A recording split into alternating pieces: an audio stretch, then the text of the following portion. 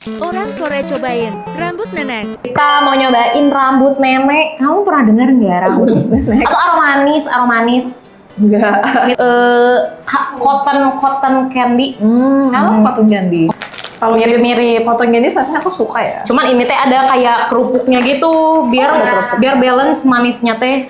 Chan. Coba luarnya dulu deh. Oh luarnya sih nggak ada rasanya. Sih luarnya enak. Pas nggak manisnya? Oh wow. Ini luarnya kayak pongpigi, tau nggak pongpigi?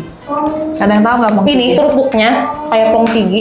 Mungkin kerupuk versi Korea, tapi bukan untuk nasi, untuk cemil aja. Dan dibikin dari beras nih. Baru tahu ada snack kayak gini, enak juga. Ih kamu makannya gerak gaul teh sama orang Indo.